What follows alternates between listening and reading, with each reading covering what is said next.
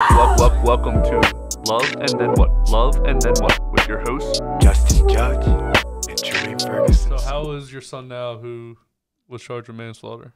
He's doing well. He's working, and right now he's not working. He was laid off at the beginning of the pandemic situation. But Has he repented from?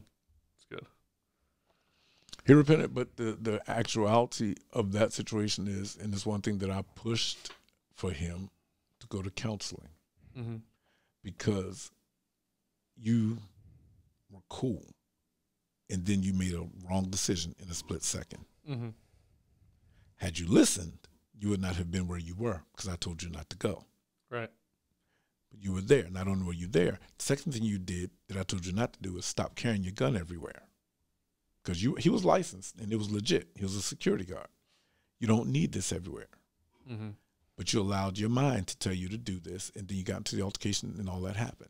After the fact, yeah, he realized how wrong it was, but not even how wrong it was. He realized, I have to pay for this. Question. So, because the only thing I disagree with you said was he don't need it everywhere. The life we live today, you need it everywhere. Wait, this is today. Let's go back to 2010. But we're also talking about Philadelphia.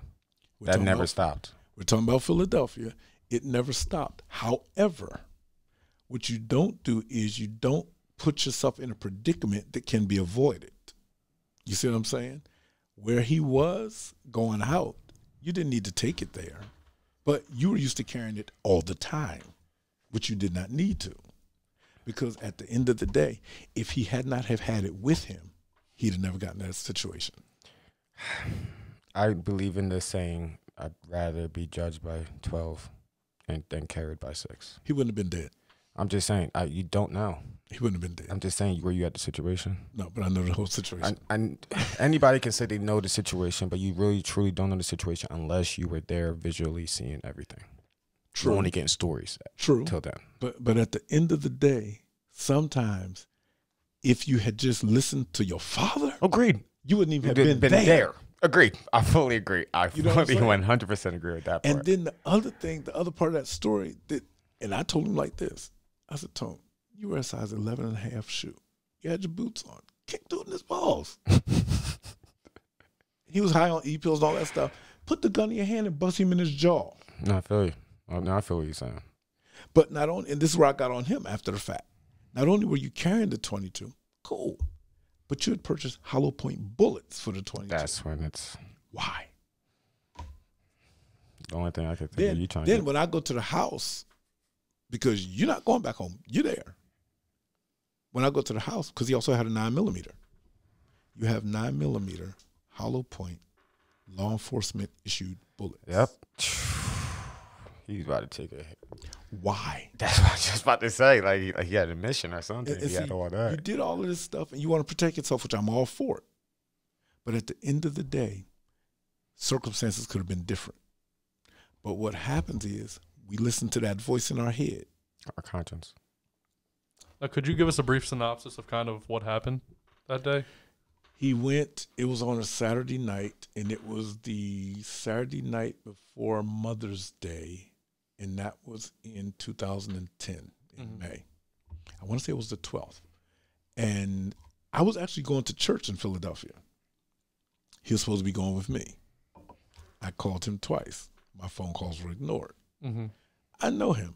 Okay, he going out and do what he wants to do. So he's going to ignore the phone, call his friends and call them, hang out, party, whatever the case is. That's what happened. Him and some friends were supposed to go to a party. The friends backed out. He still went.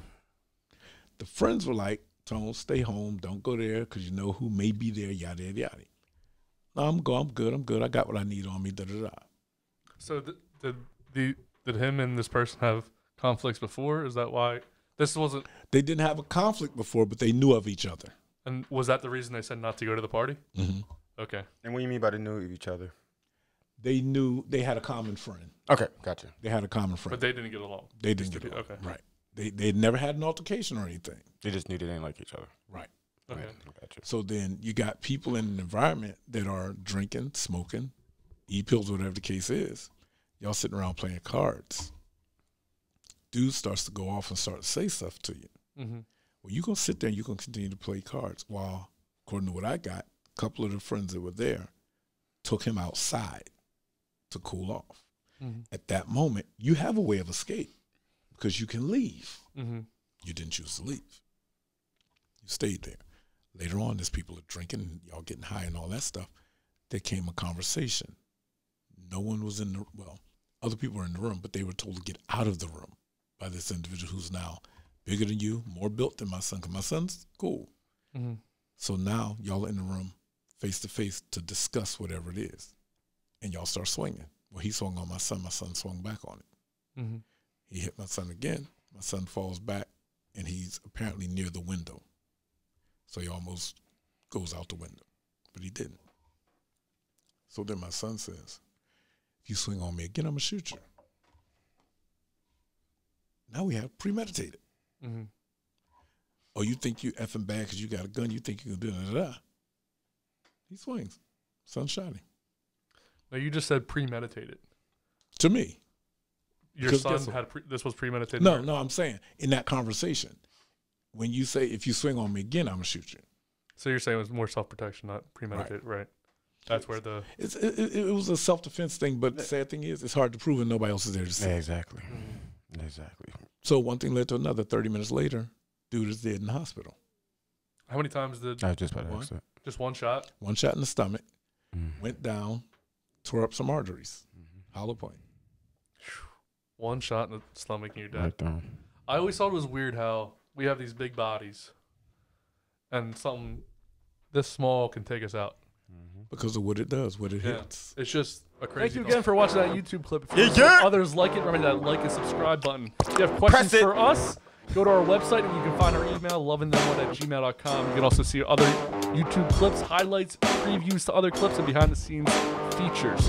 If you want to listen to our podcast, go to anywhere where you listen to your podcast. And you can find Love and Then What there.